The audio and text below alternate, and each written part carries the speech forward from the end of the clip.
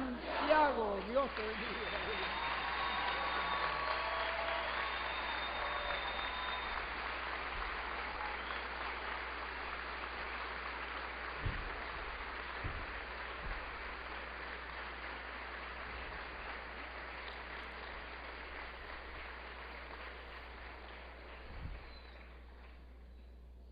Muy buenos días, amables amigos. Bom dia aos amáveis amigos e irmãos aqui presentes e aos que estão através do satélite Amazonas ou da internet em diferentes nações.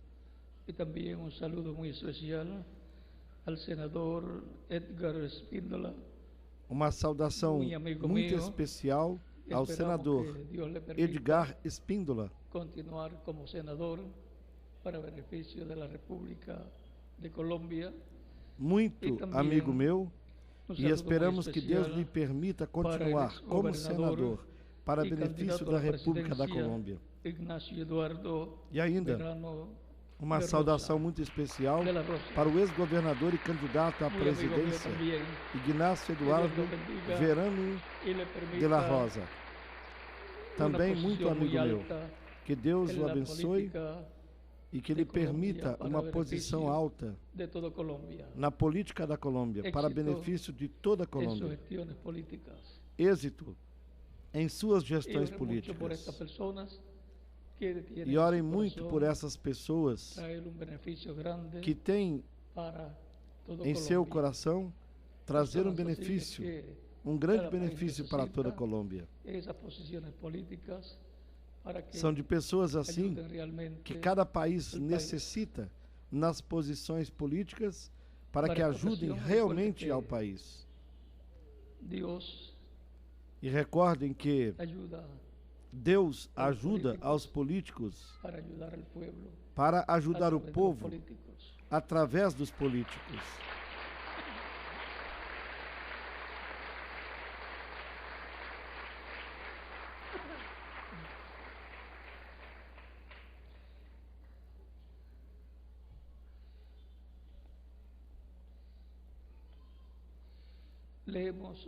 Para esta ocasião, leiamos no livro do Êxodo, no capítulo 23, a partir do versículo 20 em diante, onde nos diz: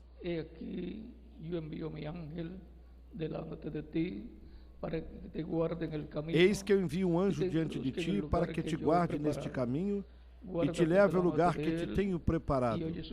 Guarda-te diante dele e ouve a sua voz, e não o provoques a ira, porque não perdoará a vossa rebelião, porque o meu nome está nele. Mas, se diligentemente ouvires a sua voz e fizeres tudo o que eu disser, então serei inimigo dos teus inimigos e adversário dos teus adversários, porque o meu anjo irá diante de ti e te levará aos amorreus e aos heteus e aos perizeus e aos cananeus, heveus e jebuseus, e eu os destruirei. Que Deus abençoe as nossas almas com a sua palavra e nos permita entendê-la. O nosso tema é a voz do anjo que nos introduzirá na terra prometida. Queiram assentar-se, tenham a bondade. Para podermos compreender este tema, necessitamos de saber quem é esse anjo de Deus. Este anjo de Deus, capítulo 3, le aparece al profeta Moisés y aparece ao profeta Moisés e se identifica com ele de uma forma muito especial. Vejam como se identificou com Moisés. No livro de Êxodo, capítulo 3, do versículo 1 em diante. E apacentava Moisés o rebanho de Jetro, seu sogro, sacerdote em Midian. E levou o rebanho atrás do deserto e chegou ao monte de Deus, a Horebe, ou seja, ao monte Sinai. E apareceu-lhe o anjo do Senhor em uma chama de fogo do meio de uma sarça. E olhou,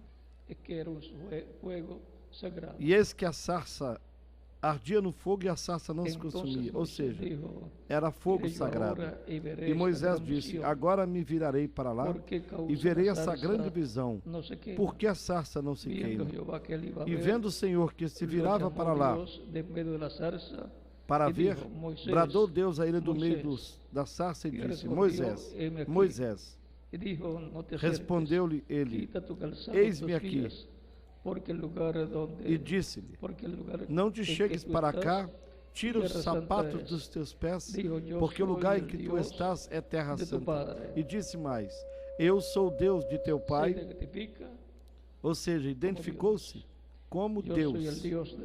Eu sou o Deus de teu pai, o Deus de Abraão, Deus de Isaac e o Deus de Jacó. E Moisés encobriu o rosto porque temeu olhar para Deus. E o anjo de Deus, o anjo do Senhor, quando falou a Moisés, lhe disse: eu sou o Deus de Abraão, de Isaac e de Jacó. E como o anjo pode ser Deus?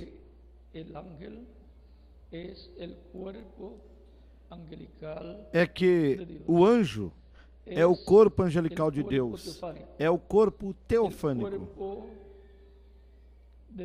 o corpo de Deus, que é a imagem de Deus.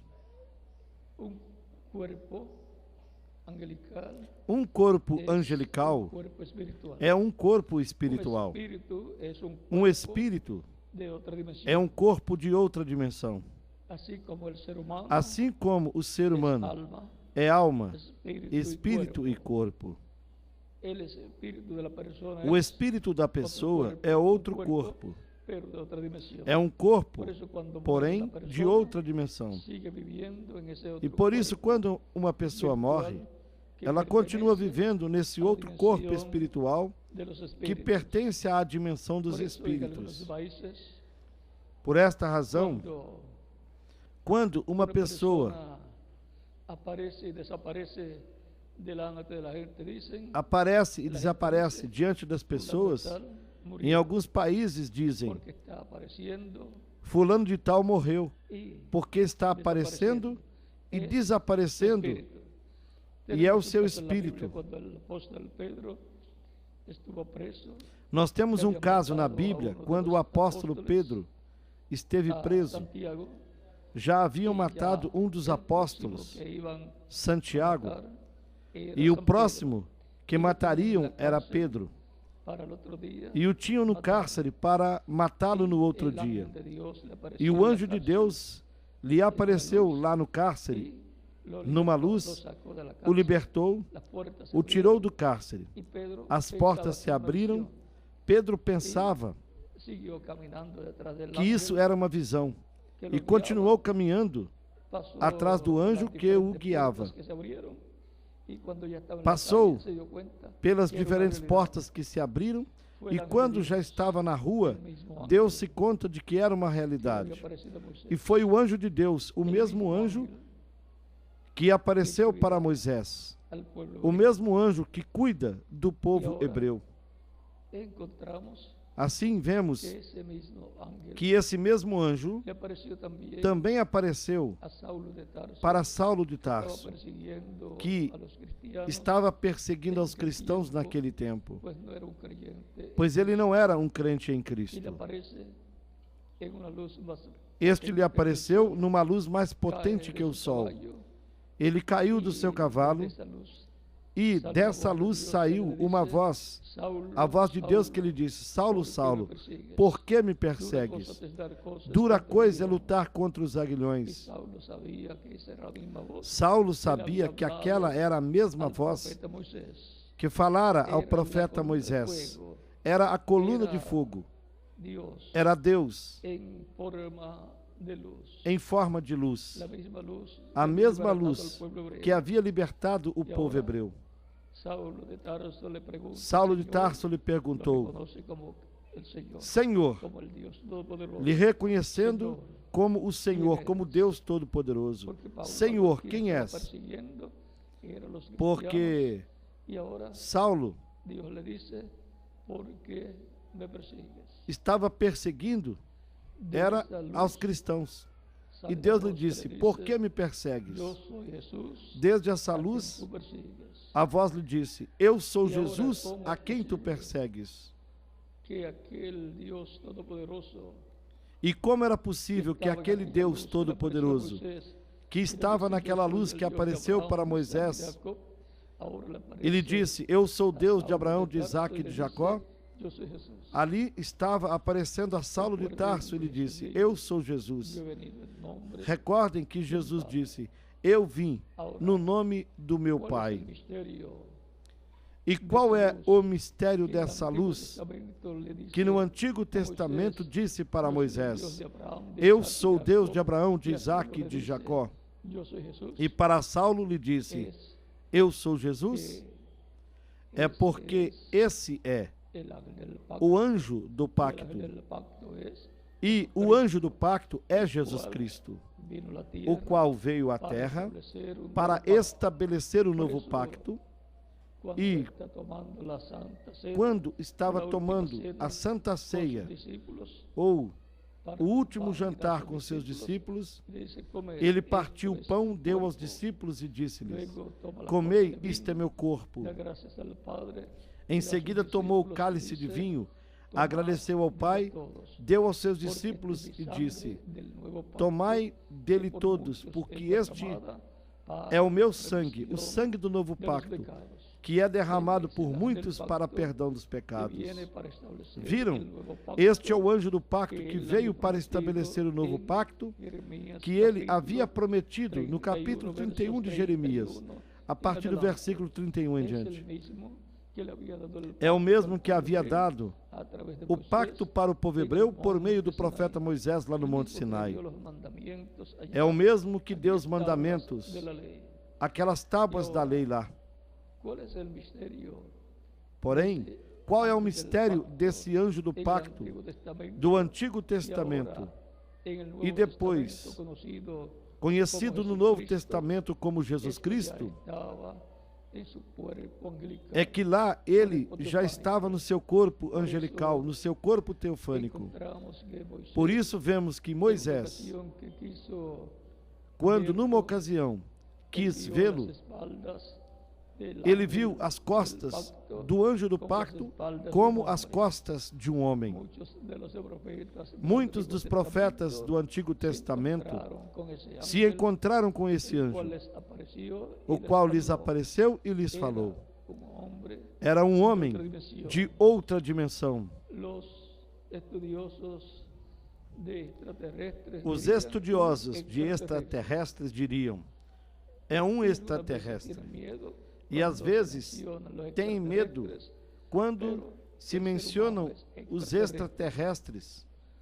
Mas o ser humano é extraterrestre porque a alma não é terrena e tampouco o espírito da pessoa é terreno. São de outra dimensão. O corpo físico é que é terreno. Portanto, nós somos extraterrestres. Somos de outra dimensão. Viemos esta dimensão para vivermos aqui uma temporada, para fazermos contato com o programa divino e obtermos a vida eterna por intermédio de Jesus Cristo. Eu já lhes disse que Jesus Cristo é o anjo do pacto.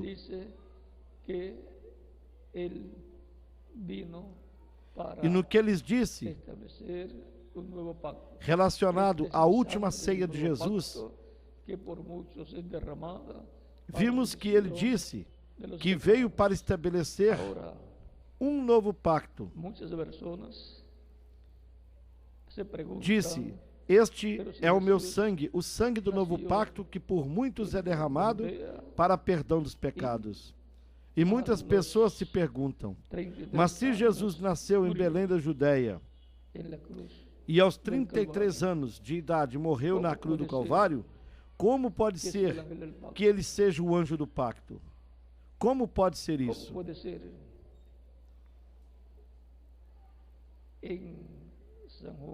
No capítulo 8 de São João,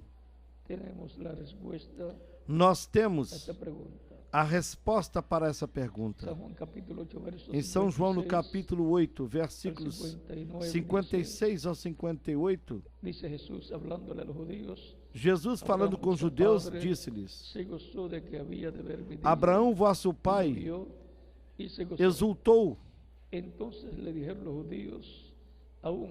por ver o meu dia, e o viu e se alegrou.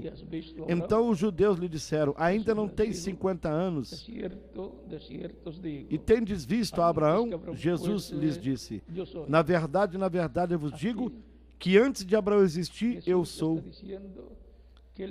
Jesus estava dizendo aqui que ele era antes de Abraão.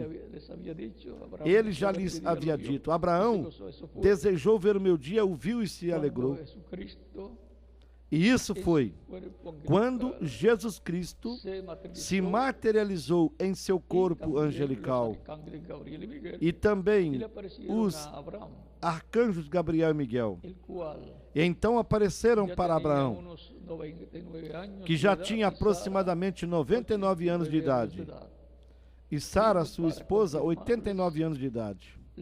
E ele veio para confirmar-lhes a promessa de que eles teriam um filho, e que seria no próximo ano que teriam esse filho prometido. Abraão lhe preparou um bezerro novo, também preparou manteiga, pães, queijo, e fez um almoço para um convidado muito especial, que veio acompanhado com 2 personagens muito especiais, com os arcanjos Gabriel e Miguel. Quando esses arcanjos aparecem aqui na terra, algo grande sucederá conforme o programa divino. Para Abraão era uma bênção. Para Sodoma e Gomorra era o juízo divino que viria e que queimaria Sodoma e Gomorra e as cidades próximas, com todos os seus habitantes, por conta dos seus pecados.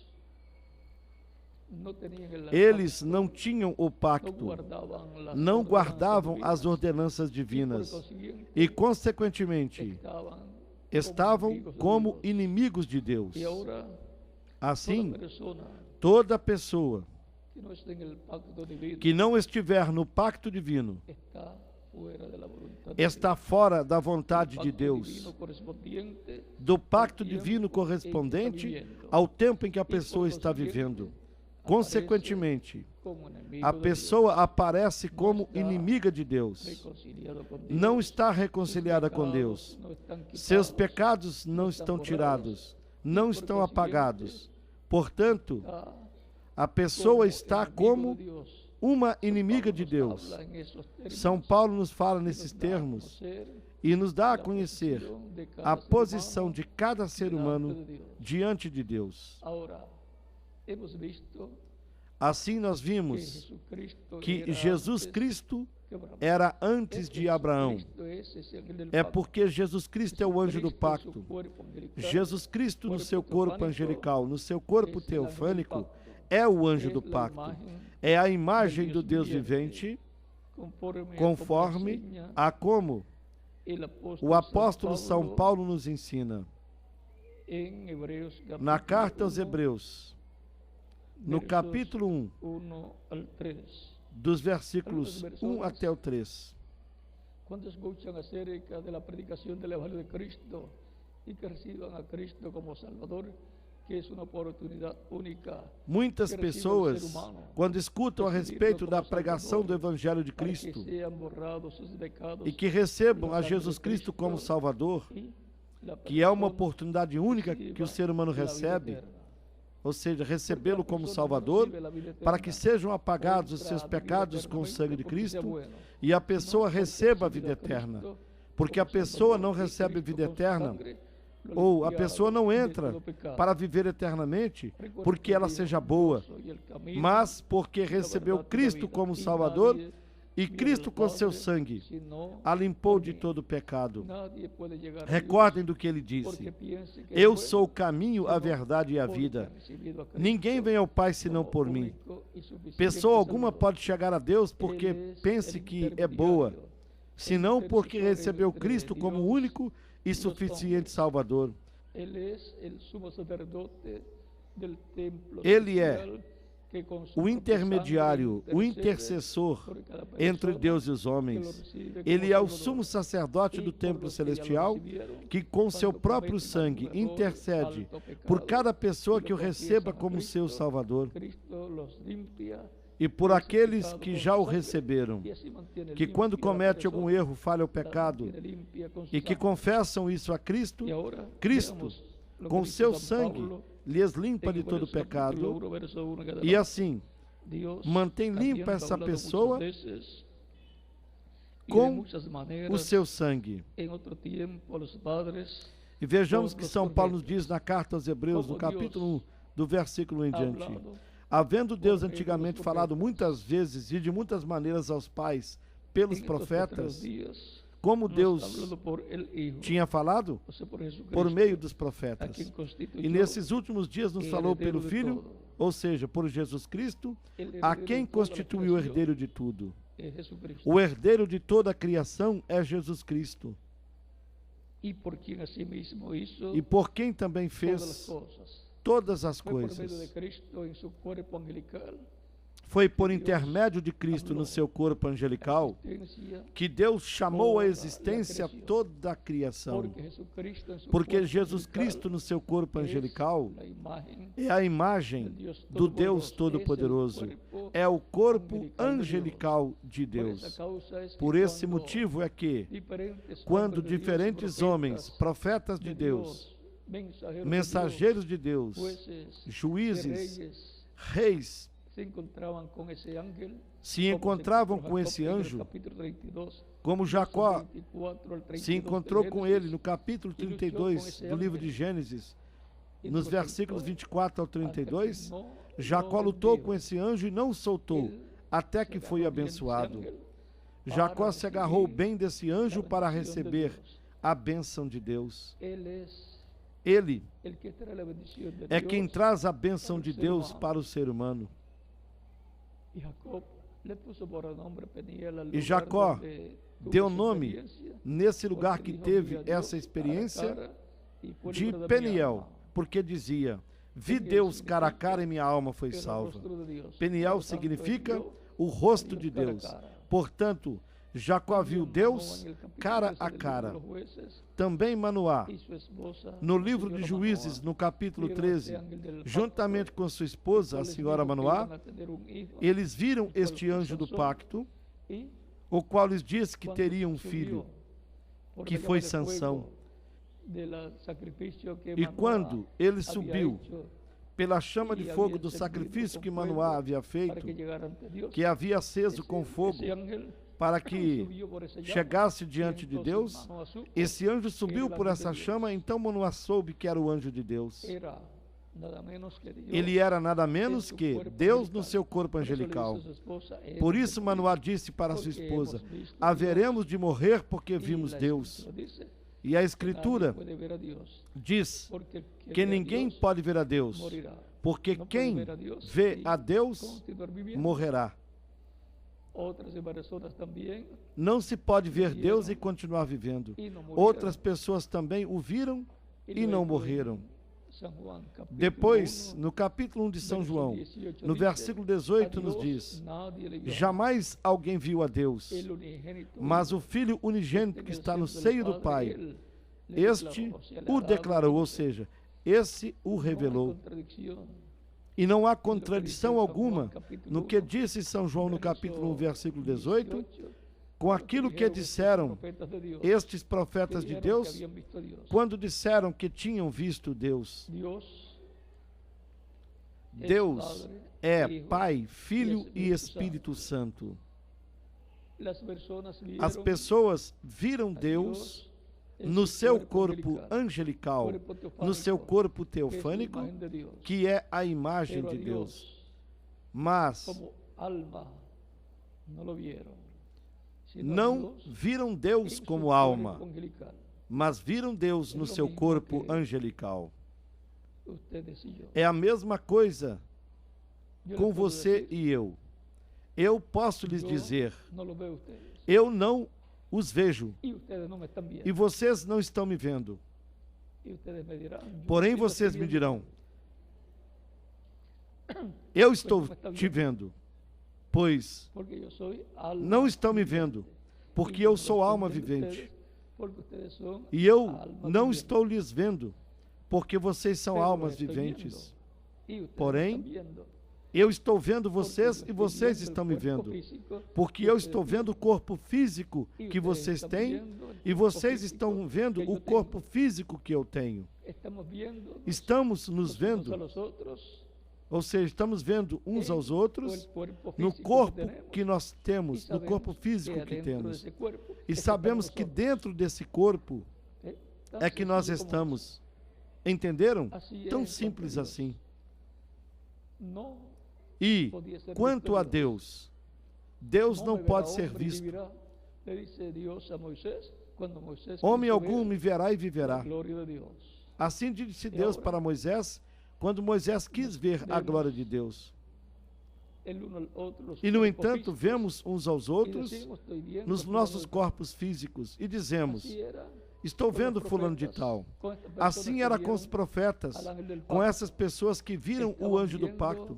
Eles estavam vendo Deus no seu corpo angelical, no corpo angelical de Deus, no corpo teofânico, que é um corpo semelhante ao corpo dos anjos. Vocês também têm corpos espirituais, corpos angelicais. Por isso, quando o crente morre, ele continua vivendo. O que morreu foi o seu corpo físico, e se ele era um crente em Cristo, vai para o paraíso. Se não era um crente, não vai ao paraíso. O paraíso é o lugar de espera, é uma outra dimensão, é um outro mundo, e diríamos, um outro céu. Esse primeiro céu é um lugar onde tem pessoas em seus corpos espirituais, nos seus corpos teofânicos, e que não podem morrer. O corpo mortal é o corpo terreno. Ali continuam vivendo, não têm de trabalhar, não têm que levantar cedo para irem trabalhar, não têm que enfrentar o tráfego tão difícil que tem todas as cidades. Eles não têm necessidade de comer, nem necessidade de dormir. Ali tampouco à noite. Ou seja, que é um lugar de repouso, é um paraíso. Esse lugar é para onde vão os crentes em Cristo. E ali esperam. Ali eles têm suas atividades de acordo ao que corresponda a esse lugar. E ali eles esperam que Cristo termine a sua obra de intercessão no céu, na sétima dimensão, lá no trono de Deus, no templo celestial. E quando Cristo complete a sua igreja, então ele terminará sua obra de intercessão e com seu sangue precioso já terá limpado toda pessoa que esteja escrita no céu, no livro da vida do Cordeiro. Sairá do trono de intercessão, se converterá no leão da tribo de Judá, no Rei dos Reis e Senhor dos Senhores, e juiz de toda a terra. Tomará o título de propriedade, o título de propriedade da vida eterna, onde estão escritos os nomes de todos que seriam limpos com o sangue de Cristo, os que seriam redimidos. Tomará esse livro, chamado Livro Selado com 7 selos, que aparece no capítulo 5 do Apocalipse. Logo o abre no céu, realiza a sua obra de reclamação, reclama tudo o que ele redimiu com o seu sangue, logo passará pelo paraíso e trará com ele todos os crentes nele que morreram fisicamente, lhes dará corpos eternos, imortais, glorificados, semelhantes ao corpo glorificado que Jesus Cristo tem, e nos transformará aos que estivermos vivos.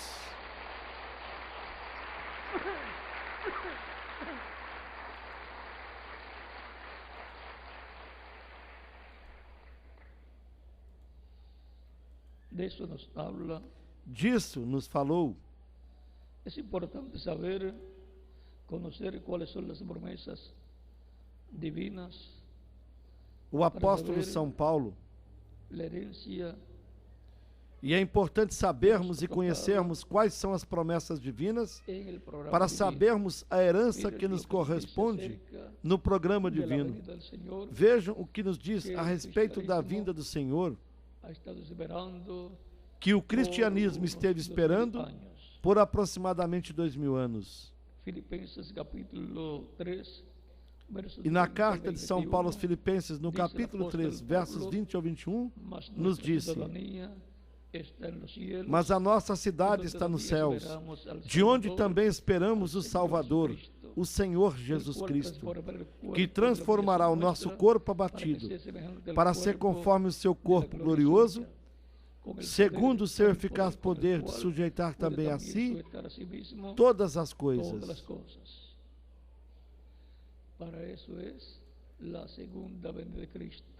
Para isso é a segunda vinda de Cristo. Para transformar os nossos corpos de corpos mortais a corpos imortais, corpos glorificados,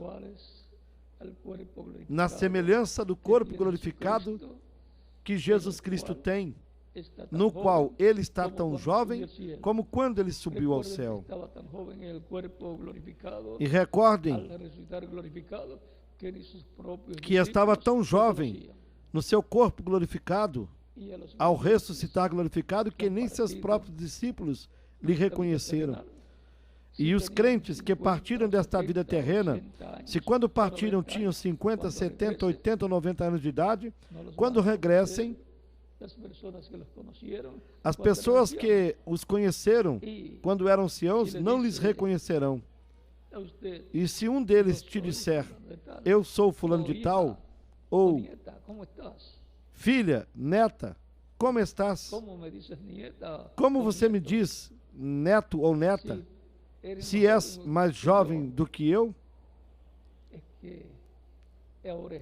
É que agora eu estou no meu corpo glorificado, no corpo eterno que Jesus Cristo me deu, na ressurreição como Ele prometeu. Assim como lemos aqui. E isto é o que Jesus pregava e o que também pregava São Paulo e os demais apóstolos. Portanto, isto é o que sucederá no último dia, conforme as palavras de Jesus. Vejam aqui em São João, no capítulo 6, nos versículos 39 a 40, onde Jesus disse: e esta é a vontade do Pai que me enviou, que de todos aqueles que me deu, não o perca nenhum, senão que o ressuscite no último dia. Quando Jesus Cristo ressuscitará aos crentes nele, que morreram fisicamente, no último dia. E um dia diante do Senhor são como 1000 anos, e 1000 anos é como um dia. Um dia, o último dia diante de Deus, que para os seres humanos é o último milênio. E assim como a semana tem 7 dias, e o último dia da semana é o sábado, o 7º dia, no programa de Deus, é o último dia, o 7º milênio, para os seres humanos. E quando se fala dos últimos dias, se refere a mais de um diante de Deus. o que para os seres humanos é mais de um milênio. São 3 milênios, os últimos 3 milênios, que são o 5º milênio, o 6º milênio e o 7º milênio. Por isso é que o apóstolo Paulo disse: nesses últimos dias, Deus nos falou por seu Filho, por Jesus Cristo. E lá, nos dias de Jesus, os últimos dias diante de Deus já tinham começado, os quais são os últimos milênios para os seres humanos. Tão simples assim.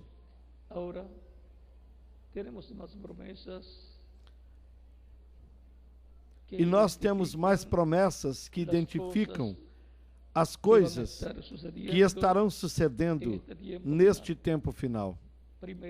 Na primeira carta aos Tessalonicenses, no capítulo 4, no versículo 13, e daí em diante, e pelo que se vê, isso foi numa ocasião quando havia partido, e São Paulo está escrevendo suas palavras de condolência. Havia morrido algum crente muito importante. E São Paulo estava escrevendo as palavras de condolência à igreja e à família dessa pessoa que partira. Disse: não quero, porém, irmãos, que sejam ignorantes a respeito dos que já dormem. Ou seja, dormir é morrer no corpo físico. Para que não vos entristeçais como os demais que não têm esperança. Porque se cremos que Jesus morreu e ressuscitou, assim também aos que em Jesus dormem, Deus os tornará a trazer com ele. Ou seja, os que morreram sendo crentes em Cristo, os que dormiram nele. E dizemos, pois, isto pela palavra do Senhor, que nós, os que ficarmos vivos para a vinda do Senhor, não precederemos os que dormem. Porque o mesmo Senhor descerá do céu com alarido, com voz de arcanjo e com a trombeta de Deus. E os que morreram em Cristo ressuscitarão primeiro. Depois nós, os que ficarmos vivos, seremos arrebatados juntamente com eles nas nuvens a encontrar o Senhor nos ares, e assim estaremos sempre com o Senhor. Portanto, consolai-vos uns aos outros com estas palavras. Estas são palavras de ânimo para todos os crentes em Cristo, porque nos mostra que os nossos familiares crentes em Cristo que morreram fisicamente, eles estão em outra dimensão, estão lá no paraíso e regressarão na ressurreição com Cristo. Eles regressarão com corpos eternos, imortais, glorificados. E nós seremos transformados quando vejamos-los. Também na primeira carta aos Coríntios nos dá mais informação a respeito desse tema. Primeira carta aos Coríntios, no capítulo 15, a partir do versículo 49 em diante, onde disse: porque assim como trouxemos a imagem do terreno, traremos também a imagem do celestial. E digo isso, irmãos, que a carne e o sangue não podem herdar o reino de Deus, nem a corrupção herda a incorrupção. Quer dizer que com esses corpos mortais não podemos viver eternamente, porque esses corpos mortais não herdam a incorrupção. Terão que ser transformados para podermos herdar a imortalidade, herdarmos a incorrupção, sermos mudados, esses nossos corpos serem mudados em seus átomos. Eis aqui vos digo o mistério, e esse é um grande mistério, o que São Paulo nos abre. Nem todos dormiremos, quer dizer que nem todos morreremos. Haverá um grupo de crentes em Cristo para o tempo da vinda do Senhor, que não terá de morrer, não terá de vir à morte, senão que será transformado quando os crentes em Cristo que morreram sejam ressuscitados.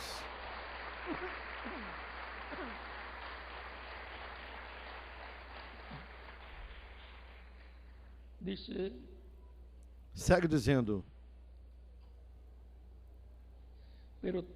mas todos seremos transformados num momento, num abrir e fechar de olhos, ante a última trombeta, ante a trombeta final.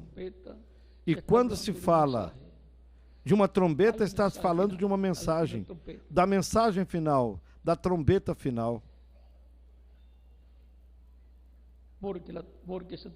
Porque se tocará a trombeta, e quando se toca a trombeta, se convoca o povo para uma reunião.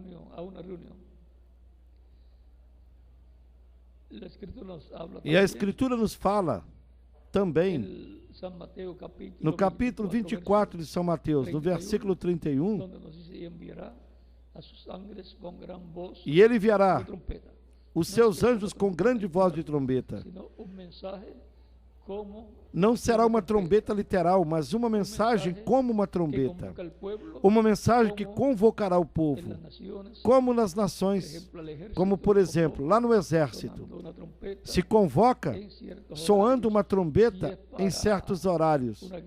Se é para uma guerra, é o som da trombeta, que é diferente ao som que é para uma festa ou para alguma outra coisa.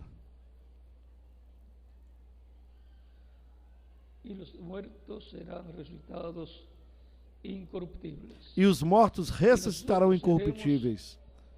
E nós seremos transformados. Porque convém que isto que é corruptível se revista da incorrupção, e o que é mortal se revista da imortalidade.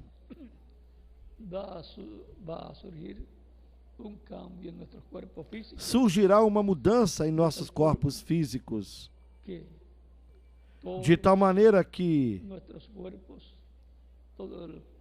os nossos corpos, todo o nosso corpo será transformado e se tornará jovem, imortal, na semelhança do corpo glorificado que Jesus Cristo tem, o qual está tão jovem como quando ele subiu ao céu. Assim será. Essa é a promessa para todos os crentes em Cristo. Cristo é o anjo do pacto.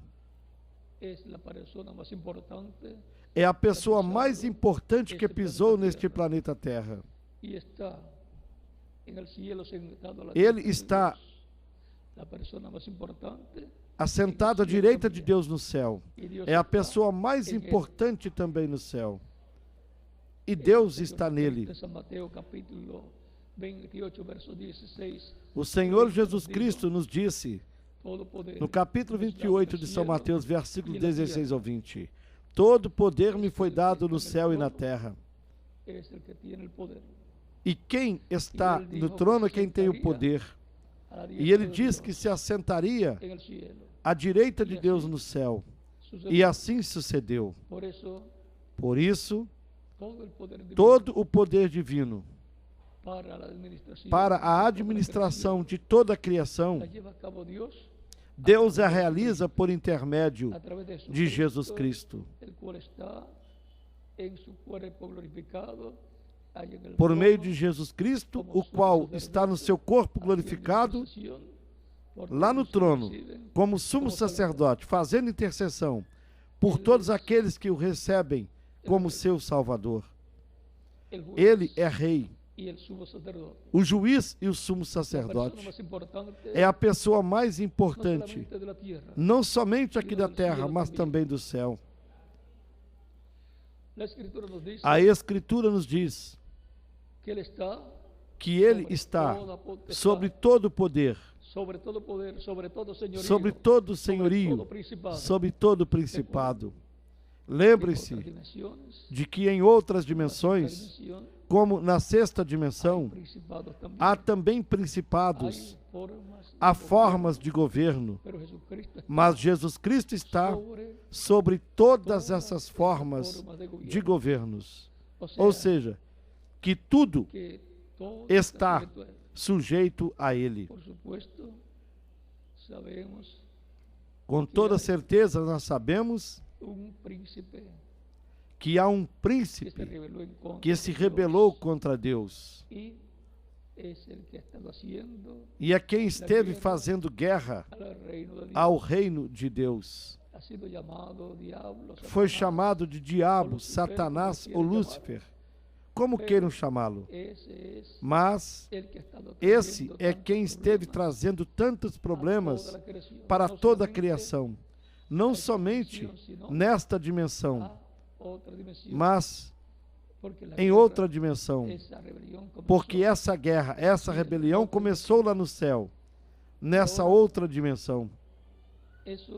Porém, isso terminará por completo quando ele seja atado, preso e lançado no abismo por 1000 anos.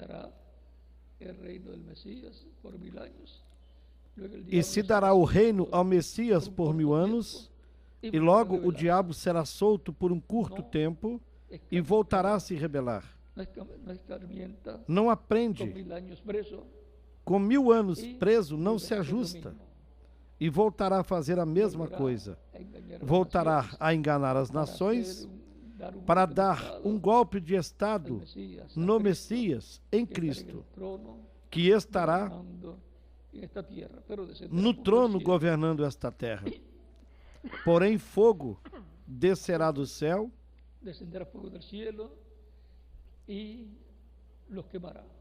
e os queimará. Apocalipse capítulo 20, do versículo em diante. Aí está toda a história, por antecipação do que sucederá. Portanto, temos que garantir o nosso futuro eterno. E com quem? Com Cristo em seu reino eterno. Não há outra forma provida por Deus para viver eternamente. É importante entendermos essas coisas para sabermos qual é o programa divino para o nosso tempo e que todos temos a oportunidade de obter a vida eterna por intermédio de Cristo, no programa que Ele estabeleceu. Não é somente dizer, eu sei que Jesus Cristo é o Salvador. Não é somente dizer, eu creio que Jesus Cristo morreu na cruz do Calvário para a salvação. É crer nisso de coração e recebê-lo como nosso único e suficiente Salvador. De outra forma, não funciona. A salvação está disponível para toda pessoa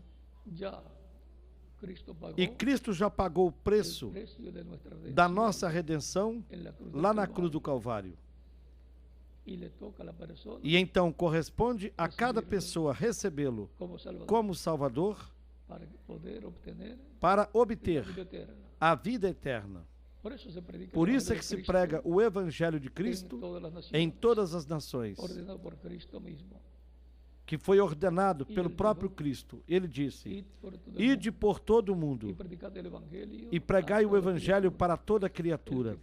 Quem crer e for batizado será salvo, mas quem não crer será condenado. São Marcos capítulo 16, versículos 15 ao 16. Esta é uma questão de salvação e de vida eterna. A pregação do Evangelho de Cristo e recebê-lo como único e suficiente Salvador.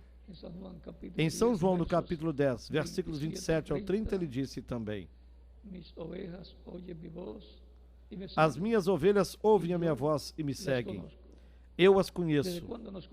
E desde quando ele nos conhece? Desde antes da fundação do mundo. Porque os nossos nomes estão escritos no livro da vida. Eu as conheço e lhes dou a vida eterna. O que nos dá? A vida eterna. As minhas ovelhas ouvem a minha voz, a pregação do Evangelho de Cristo, e elas me seguem. não é coisa somente de ouvir, mas de ouvir e seguir Cristo. E eu lhes dou a vida eterna. Receber Cristo como único e suficiente Salvador é uma questão de vida eterna. Por isso, a pregação do Evangelho de Cristo é pelo motivo de que Deus, sob o novo pacto, que Ele disse que estabeleceria, abriu a porta para todo ser humano, a porta do reino de Deus, para que a pessoa possa entrar no reino de Deus e obter a vida eterna. Se esta vida terrena é tão boa e lutamos para não perdê-la, porque logo que nos sentimos enfermos, vamos ao médico. E isto está certo para cuidar desta vida terrena. Não devemos nos descuidar. E se esta vida terrena é tão boa, muito mais será a vida num corpo jovem, eterno, glorificado, imortal, igual ao corpo glorificado de Jesus Cristo. E isto é o que Cristo tem para mim. E para quem mais? Para cada um de vocês também.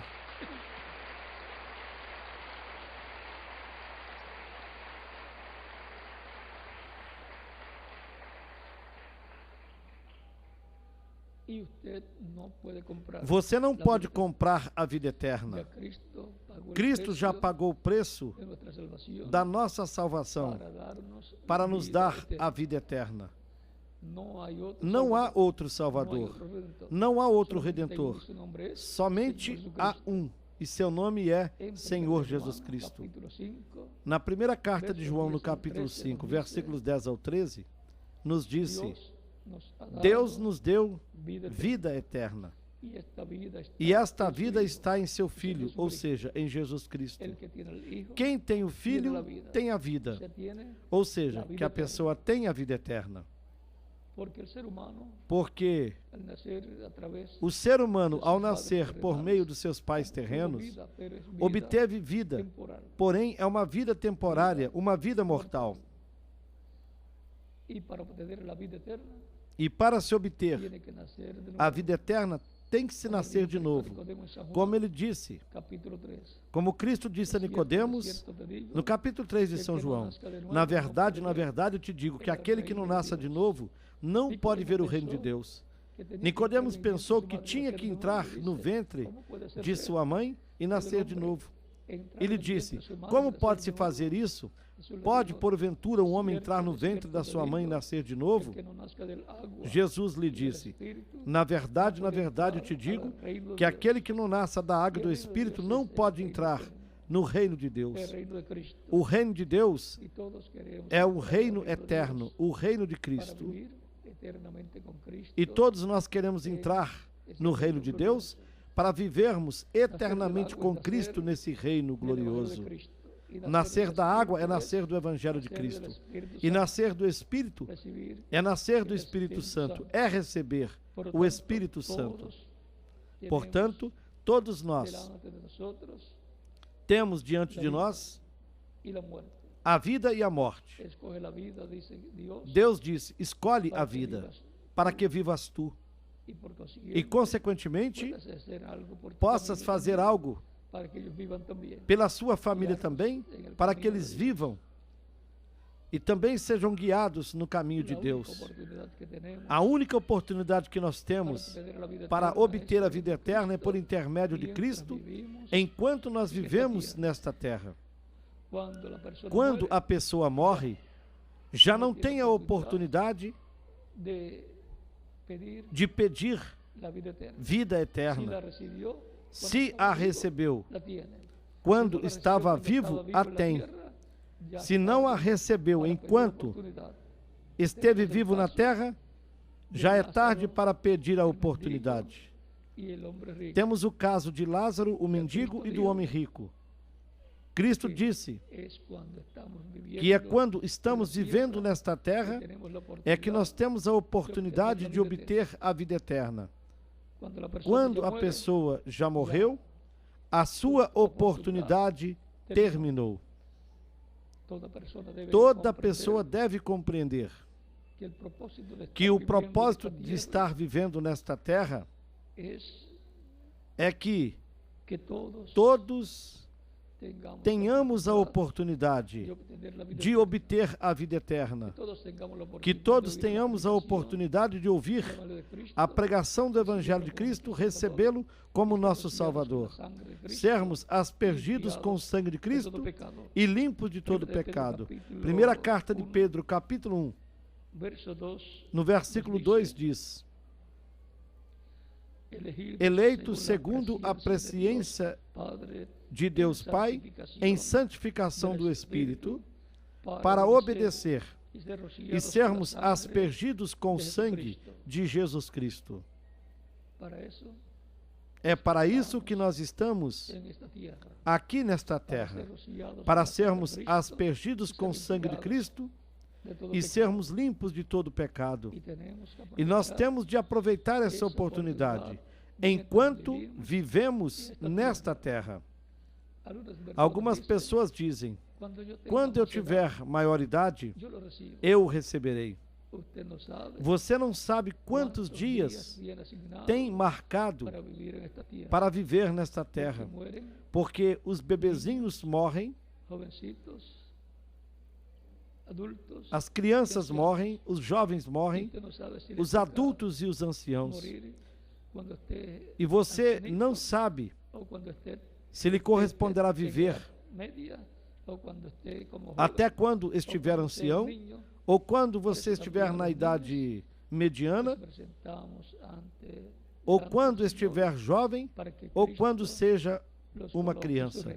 Por isso também nós apresentamos as crianças diante do Senhor, para que Cristo as coloque no seu reino, porque queremos assegurar a nossa vida futura com Cristo em seu reino. E todos queremos entrar a essa eternidade com Cristo em tu reino. Este é o único reino e a única vida que existirá, a vida eterna com Cristo em seu reino. E todos queremos entrar nessa eternidade com Cristo em seu reino. O anjo de Deus é Jesus Cristo, o anjo do pacto. Estar atentos à voz do anjo, como lá no tempo de Moisés, para estar ouvindo o que Deus comunicava a Moisés. E Moisés comunicava ao povo. E depois, através do tempo, isso mesmo, os profetas falavam ao povo, Deus lhes falava e aumentava a profecia, lhes dando mais com relação aos mesmos temas que havia dado para Moisés. Isso foi sob o antigo pacto. E em seguida, sob o novo pacto, vemos que sob a pregação do Evangelho de Cristo, esteve se dando a conhecer a vontade de Deus, a vontade de Cristo. E por meio de Cristo, manifestado no meio do seu povo, que é o anjo do pacto, ele esteve falando à sua igreja, e através da sua igreja, falando a toda a humanidade, para que todos busquem a Deus, para que todos escutem a voz do anjo do pacto, a voz de Cristo, e assim obtenham a bênção do céu, a bênção da vida eterna, que é a maior bênção que uma pessoa pode obter. Por isso, a alma de cada pessoa clama pela vida eterna, porque sabe que existe a vida eterna. E a alma de cada pessoa quer viver eternamente. E se morre o seu corpo físico, receberá um novo corpo eterno, imortal e glorificado. Pessoa alguma quer deixar de existir. Nós estamos conscientes de que nós existimos, que somos pessoas criadas por Deus, à imagem e semelhança de Deus. Assim como Deus é Pai, Filho e Espírito Santo, o ser humano é alma, espírito e corpo.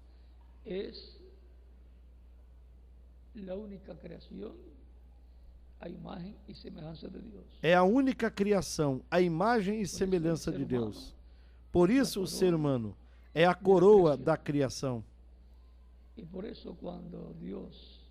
Por isso, quando Deus se fez carne para habitar no meio da raça humana, a sua forma física era humana.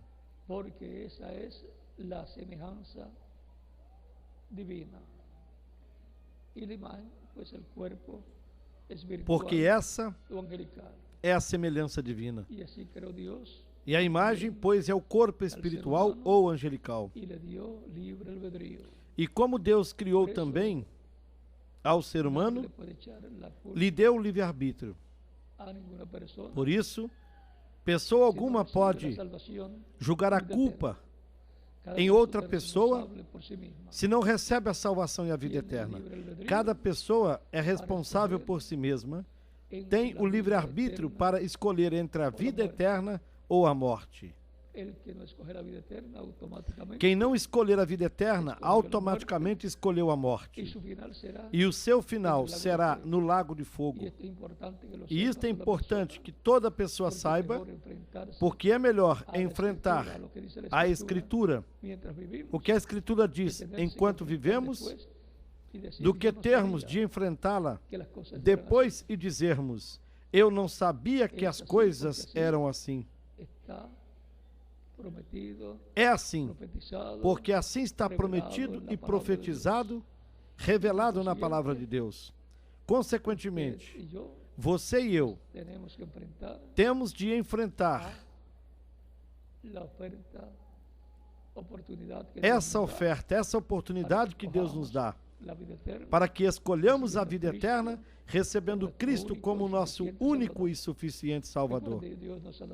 Recordem que Deus nos deu a vida eterna e esta vida está em seu Filho, em Jesus Cristo. Quem tem o Filho?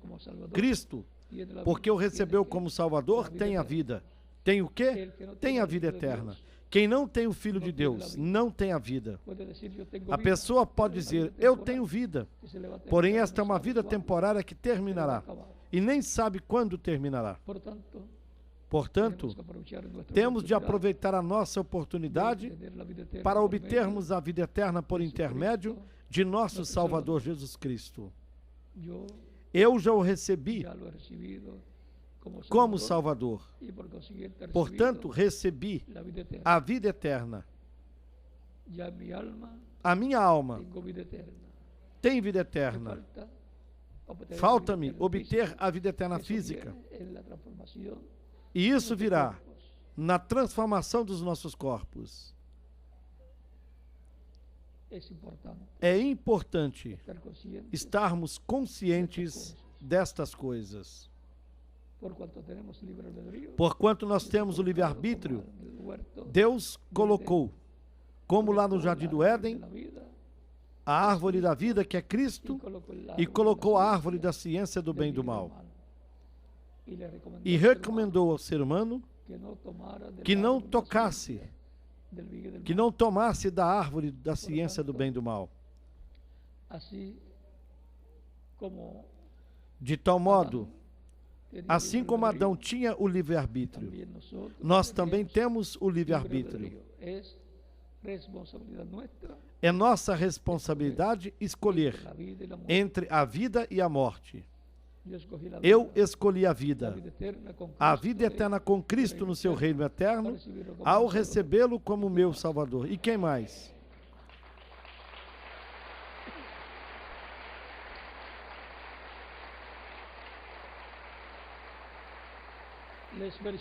Eu lhes felicito. E nós nos veremos eternamente no reino de Jesus Cristo.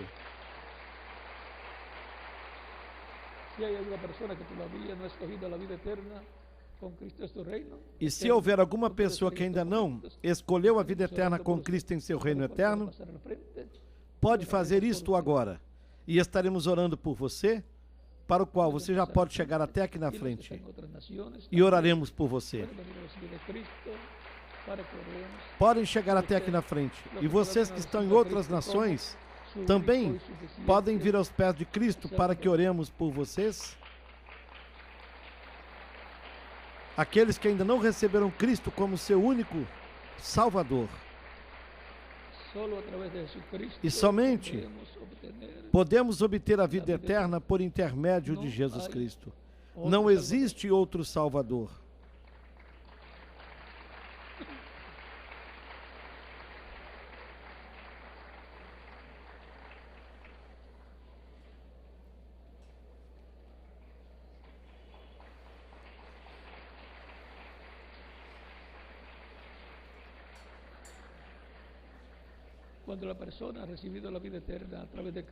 Quando a pessoa recebeu a vida eterna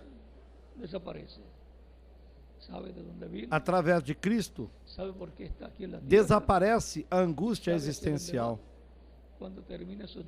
Sabe de onde veio, sabe por que está aqui na terra e sabe para onde irá.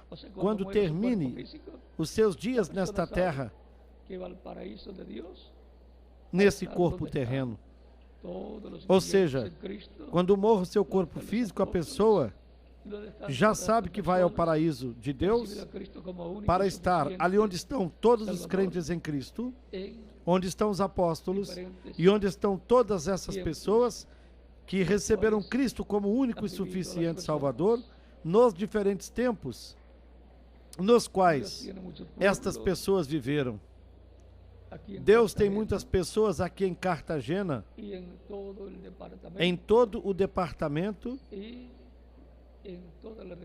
em toda a República da Colômbia, e está chamando-as neste tempo final para colocá-las com vida eterna no seu reino.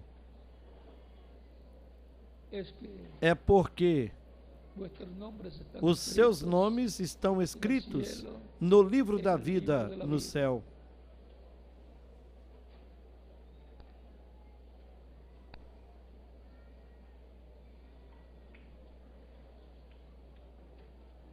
En el libro de Dios, el libro de la vida, está nuestro nombre. O nosso nome está no livro de Deus, no livro da vida.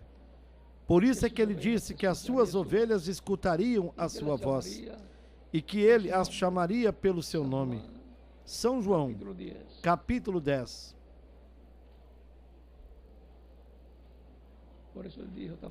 Por isso também ele disse, no capítulo 8 de São João, do versículo 47 em diante, aquele que é de Deus, escuta a voz de Deus. E a voz de Deus é a voz do anjo do pacto, é o Evangelho de Cristo. Ele disse, eu também tenho outras ovelhas que não são deste aprisco, ou seja, são dentre os gentios. Aquelas também devo trazê-las, e elas ouvirão a minha voz, e haverá um rebanho e um pastor. Sua voz é o Evangelho, o rebanho é a igreja do Senhor Jesus Cristo, e as ovelhas, pois somos nós. E o pastor, o Senhor Jesus Cristo. E as palavras do salmista que dizem, o Senhor é o meu pastor, nada me faltará. E no Novo Testamento, nós podemos chamá-lo pelo seu nome. O Senhor Jesus Cristo é o meu pastor. Ele próprio disse, eu sou o bom pastor e conheço as minhas ovelhas.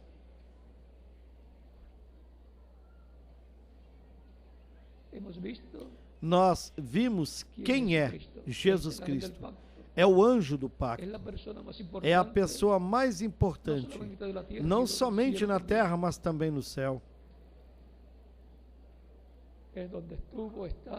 É onde esteve, está e eternamente estará a plenitude de Deus. a plenitude da divindade. Por isso ele podia dizer: eu e o Pai somos um. E dizer: quem me viu, viu o Pai. Porque o corpo físico de Jesus é o corpo físico de Deus, onde Deus morou, mora e morará eternamente. Está glorificado e jovem para toda a eternidade. Quando nos encontremos com Ele, nós o veremos assim.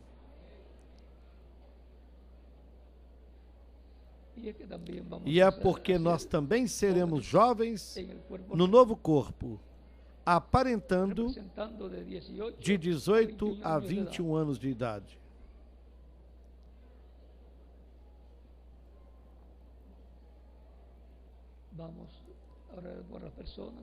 Já vamos orar pelas pessoas que vieram aos pés de Cristo nesta ocasião. Os aqui presentes e os que estão em outras nações também. Com as nossas mãos levantadas para os céus, a Cristo, e com os nossos olhos fechados. Pai Celestial, venho a Ti no nome do Senhor Jesus Cristo, Te trazendo todas essas pessoas que estão recebendo Cristo como único e suficiente Salvador. Eu te rogo que as recebas no Teu reino e lhes dês a vida eterna. Ó Pai, eu te rogo no nome do Senhor Jesus Cristo. Amém. E agora repitam comigo essa oração que estaremos fazendo, todos os que vieram aos pés de Cristo. Senhor Jesus Cristo, eu escutei a pregação do Teu Evangelho e a Tua fé nasceu no meu coração.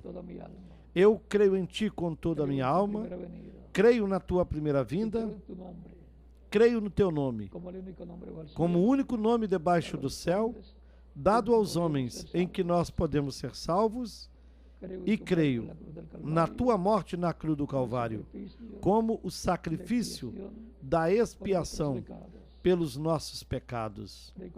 Reconheço que sou pecador e que necessito um Salvador. Dou testemunho público da minha fé em Ti e Te aceito como meu único e suficiente Salvador.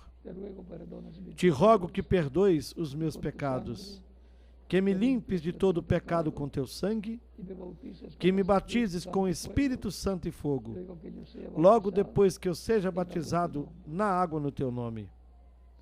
Senhor, torne uma realidade na minha vida a Tua salvação, que ganhastes para mim na cruz do Calvário. Eu te rogo, no Teu nome eterno e glorioso, Senhor Jesus Cristo. Amém e amém.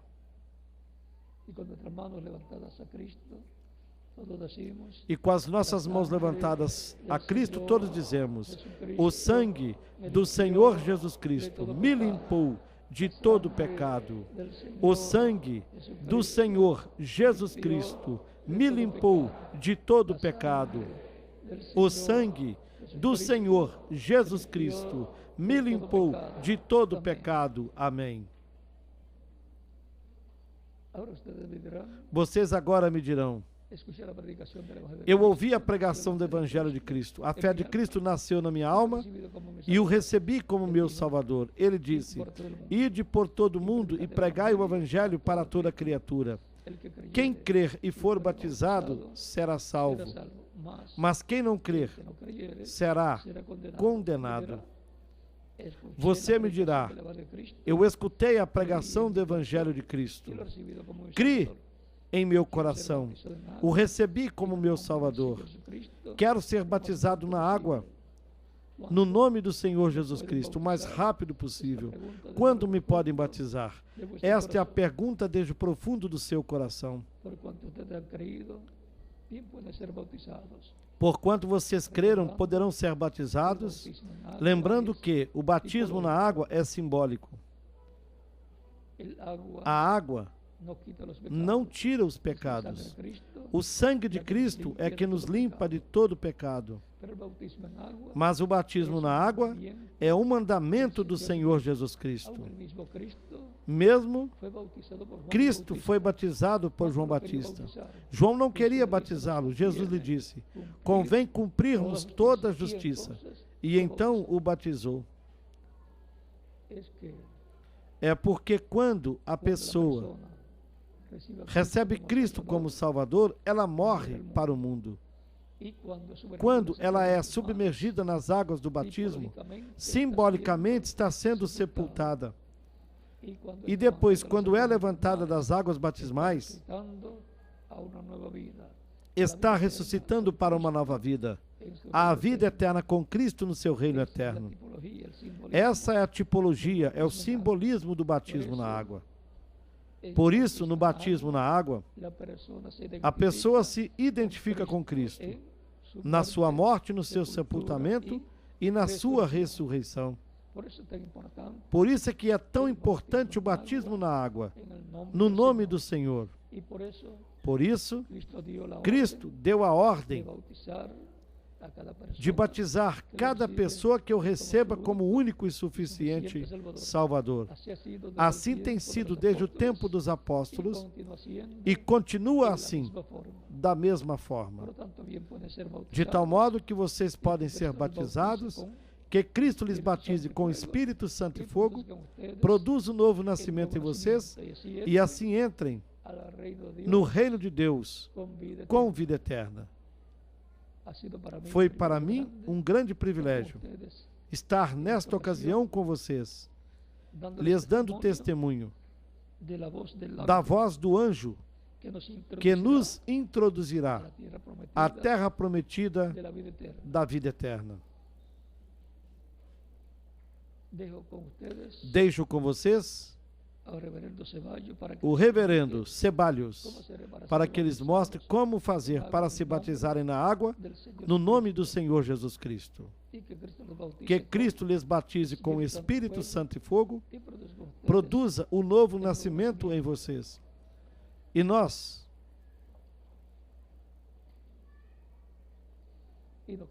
continuaremos nos vendo por toda a eternidade, no glorioso reino de Jesus Cristo, o nosso Salvador.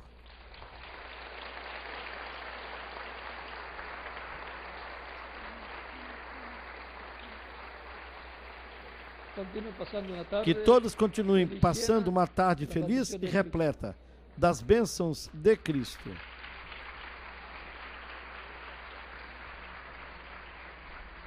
Damos gracias a Dios por William Soto Santiago. Todos ustedes que han recibido